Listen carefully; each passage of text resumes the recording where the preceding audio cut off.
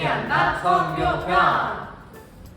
1편 잘 보고 오셨나요? 저희가 게임으로 선정한 캄보디아에 대해서 간단하게 소개를 하고 왔는데, 오늘은 13년 동안 캄보디아에서 선교를 하고 오신 한상웅 선교사님을 모셨습니다.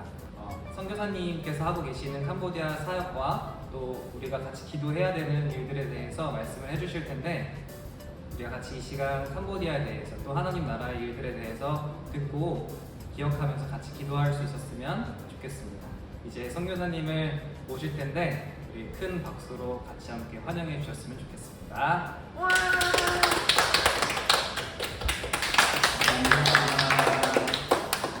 네, 안녕하세요. 선교사님, 혹시 자기소개 한번 부탁드려도 될까요? 예, 저는 96년에 이스라엘 선교사로 백석총회에서 파송을 받았어요. 그리고 지금은 캄보디아 선교사로 있습니다. 제가 신학은 백석에서 했고요. 언어 연수를 받고 캄보디아 선교를 시작을 했습니다. 처음에. 그리고 저희 아내가 최병희 선교사인데 우리 한일장신대 출신이고요. 그리고 군입대를 앞둔 아들이 하나 있습니다. 예, 이상 몇 가지 소개하겠습니다. 감사합니다. 네, 다음 질문 드리도록 하겠습니다. 현재 어떤 사역을 하고 계시는지, 그리고 특별히 캄보디아에 가게 되신 이유가 뭔지 말씀해 주시죠. 예, 제가 사실 캄보디아는 전혀 생각을 못했는데, 제가 이스라엘 선교사로 있으면서 전도하려고 하는 목표는 제가 한두 사람만 전도하겠다, 이스라엘에서. 그래서 목사를 만들겠다, 그런 목표가 있었어요. 그래서 제가 키부츠에서 우리 단이라는 학생을 만나서 매일 성경 공부를 했습니다.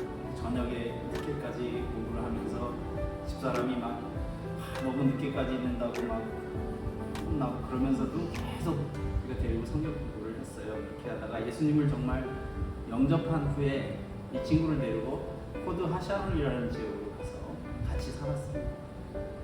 나중에는 그게 발전해갖고 저희를 이제 아빠 엄마라고 불렀거든요. 그렇게까지 발전을 해서, 그래서 너무 참 제가 그 친구를 사랑하고 지금도 많이 따랐는데, 아시다시피 우리는 IMF를 맞았잖아요. 우리가 경제적 어려움이 생기자마자 이 단이가 그래서 기숙사에서 살면서 내가 아르바이트를 해서 도와줄 테니까 제발 이스라엘만은 떠나지 마라, 이렇게 얘기를 했죠. 그런데 사실 그때 어려움들이 상당히 많았잖아요. 환율이 너무 올라갔고 더 이상 사역을 할 수 없는 상황이 몰렸는데, 그래서 반드시 내가 돌아가겠다, 이스라엘로, 그런 약속을 하고 제가 잠시 철수를 했어요, 이스라엘에서. 그래서 이제 돌아와서 이제 이메일로 이렇게 전화로 이제 성경 공부하고 기도도 해주고 이러면서 제가 한국에서 영어 학원을 운영을 했어요. 또 이제 부목사로 있으면서 제가 집사람이 좀 학원 중심으로 하고 제가 교회 사역을 중심으로 하고, 그렇게 하면서 이제 단이 한 사람으로 그냥 선교를 마무리하자, 한국 목회 하는 게 좋지 않겠나, 이런 마음을 가지고 제가 생활했어요.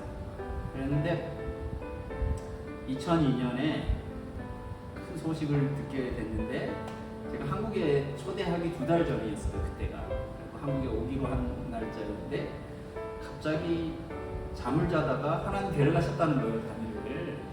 깜짝 놀랐어요.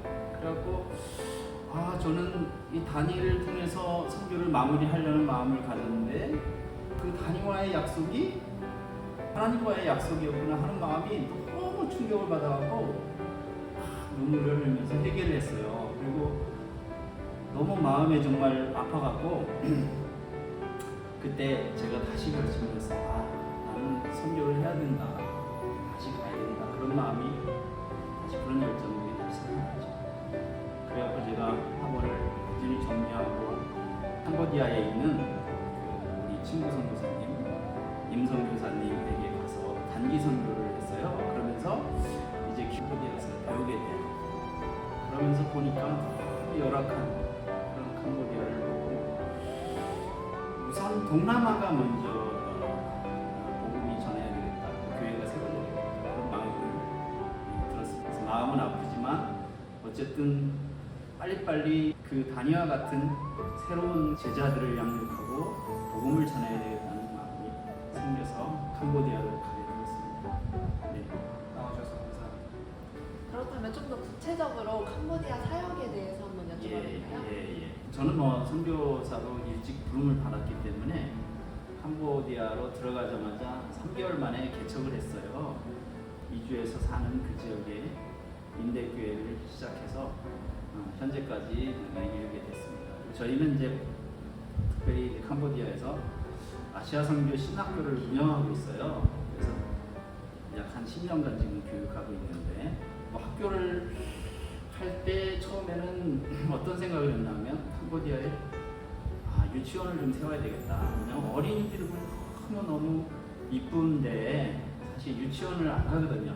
뭐 길거리에서 노는 게 아이들이에요. 그래서 얘네들을 이 아이들을 교육을 시켜서 정말 유치원 선생님을 양육시켜서 이들을 유치원 세우면 기초 교육도 되고 정말 성경 교육도 되고 나라를 세우는 일에 큰 일을 하겠다 이렇게 생각을 해서 그 유아교육대학을 만들자. 그래서 올레이션 유아교육대학을 시작을 했어요.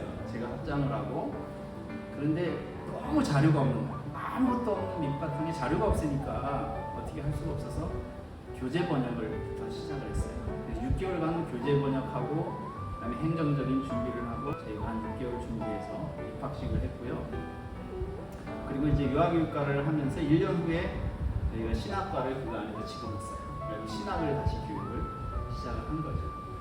그렇게 해서 신학과를 했는데 그 재정이 굉장히 많이 들어가요. 한 달에. 그러다 보니까 그 재정 이사님이 더 이상 뭐 그런 부분들을 또 문제가 있고 너무 힘들어서 그래서 저희가 신학만 하기로 나중에 또 바뀌죠. 그래서 신학은 여태까지 지금까지 하고 있습니다. 그다음에 예배당 건축 사역을 해요. 그래서 우리 제자들이 땅을 기증하면 예배당을 지어줘요. 근데 이제 정말로 제가 꾸준히 보면서 예배를 정말 잘 드리고 있느냐 또 매주 이제 이렇게 문자로 받거든요. 사진들이나 이런 것들을. 그래서 지금까지 이제 꽁꽁치난 꽁꽁스프, 끼리봉, 프레웨, 푸놈바산 이렇게 건축을 했고요. 계속 한 2군데 정도 지금 건축을 지금 준비하고 있습니다. 그다음에 또 이제 세 번째 사역이라고 하면 이제 일자리 창출을 해주는 사역을 하고 있어요. 사회적 기업인 이제 프라미스 온이라는 회사에서 카페를 만들어줬어요. 그 카페하고 마트하고 그래서 거기에 이제 크리스찬들이 일을 하면서 일을 배우는 거예요. 우리 교인들이 이렇게 하고 저도 이제 거기서 성경 공부를 시켜요. 카페에서. 그리고 이제 커피 교육도 시키고 일을 어떻게 하는지 또 사회에서 어떻게 적응하는지 이런 부분들을 여기서 배우게 하는 그런 곳을 지금 운영하고 있습니다. 그래서 그것도 지금은 제가 이제 뭐 어디를 가든지 스스로 다 해요. 그러니까 근데 이득은 별로 없어요. 이득은 없지만은 그들한테 다 계속 들어가지만 그리고 저는 뭐 감사하죠. 일자리에 대한 교육을 하고 있으니까 그런 사역들을 지금까지 해오고 지금 하고 있습니다. 감사합니다. 그러면 그 사역하시는 것들을 통해서 네. 복음에 대한 기독교에 대한 이미지가 좀 많이 변해가시죠 사람들이. 그렇죠. 그 전에는 이게 캄보디아가 외세 침입을 많이 받다 보니까 특별히 또 미국에 대한 거부감이 있어서 그래서 이게 우리나라도 그런 말이 있었잖아요. 옛날에 서양 종교라고 그죠. 기독교를 그렇게 갖고 핍박하고 싫어하고 그랬는데 캄보디아도 좀 비슷해요. 그러니까 이게 지금 서양 귀신이다 뭐 이렇게 해갖고 좀 거부하는 그런 게 많았는데 이제는 어디 가나 교회가 있으니까 그죠? 교회를 중심으로 또 애들이 몰려들고 하니까 자연스럽게 이렇게 기독교적 문화가 형성이 되고 이번에 한 몇 개월 전에 저희가 큰 집회를 했어요. 푸놈펜에서. 그러니까 지역 교회 교인들이 모여서 기도회를 했거든요. 캄보디아를 위한 기도회. 엄청 많이 모였어요. 이게 참 대단한 일인데 캄보디아에서 있을 수 없는 일들이 지금 일어나고 있는데 그렇게 모였는데 우리 교회는 뭐 많지 않지만은 갔다 오더니 하는 말이 야 나만 믿는 게 아니구나 이런 생각을 이제 하게 된 거죠. 그동안 뭐 목사님이 뭐 오라니까 뭐 억지로 가고 이랬는데 가니까 이제 나도 믿는 사람이 이렇게 많구나 이런 생각들을 해서 분위기가 이제 조금 이렇게 그래서 혹자는 얘기하기를 캄보디아가 이제 정말 성령의 바람이 불 때가 왔다 그런 이야기를 하고 있는 시점입니다 지금. 네. 감사한 일이죠. 선교를 준비하는 사람들이 주로 어떤 사역들을 위해서 준비를 하고 또 어떤 물건들을 가지고 오는 게 도움이 되는지 말씀해 주시면 좋겠습니다. 그 영어권은 아니지만요 영어가 필요해요 사실은. 저는 하여튼 영어로 했어요 처음에. 그러니까 언어가 안 되니까 그래서 영어로 하고 통역은 있어요. 영어 통역들은 좀 해요. 왜냐하면 캄보디아어가 이 어순이 약간 비슷해요. 관계되면서나 이런 부분들이 그러다 보니까 이제 영어를 배우면 쉽게 캄보디아어를 배울 수 있고 특히 여기서 캄보디아어를 배워갈 필요는 없어요. 가서 배우는 게 가장 돼요. 대학에 보면 이제 언어센터가 있거든요. 그래서 한 1년 정도는 배우고 그 다음에 이제 현장에서 많이 떠드는 게 중요해요. 그러니까 시장에 많이 가고 그러면 언어가 늘겠죠. 어쨌든 영어는 반드시 해야 된다. 잘 해야 되고 그 다음에 두 번째는 캄보디아가 소승불교예요. 소승불교는 아시다시피 굉장히 관계가 이렇게 복잡해요. 그래서 그런 캄보디아인들의 마음을 알기 위해서는 불교 문화권에 대한 것을 좀 공부해야 돼요.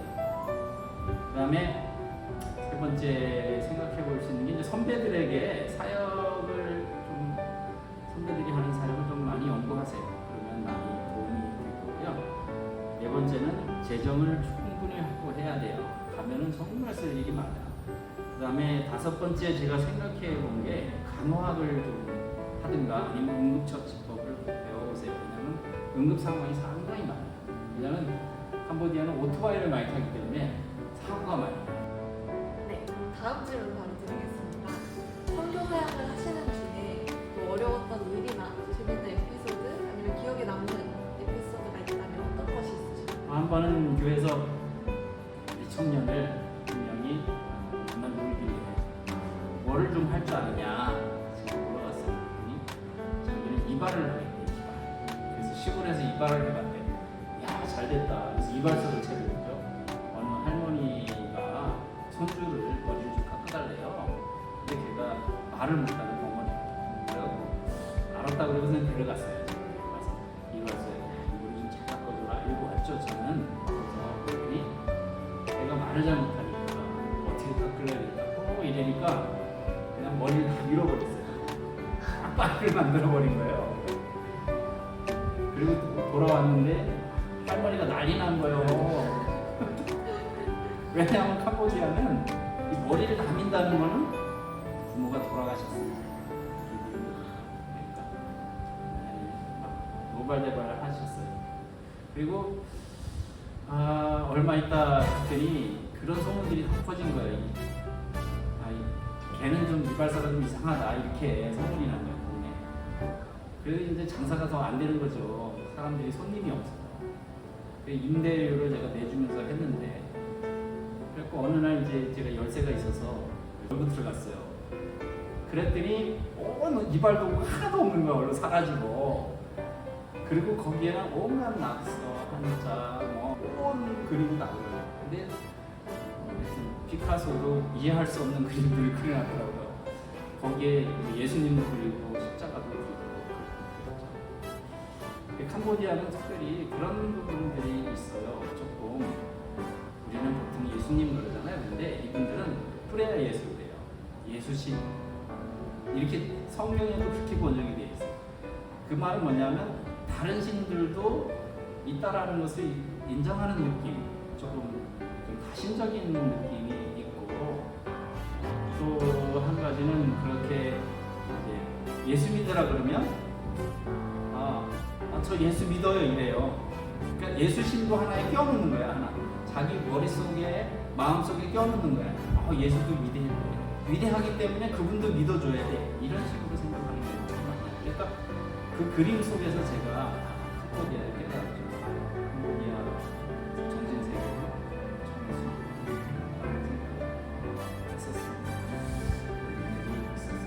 어쨌든 그렇게 가난 가난한 나라에서 사역하는 것이 참 어렵고 또 복잡한 이런 정신 구조를 가진 그런 캄보디아에서 유일하신 하나님을 저는 이것이 어렵지만 또 우리가 선교사들이 감당해야 될 일이라고 생각합니다.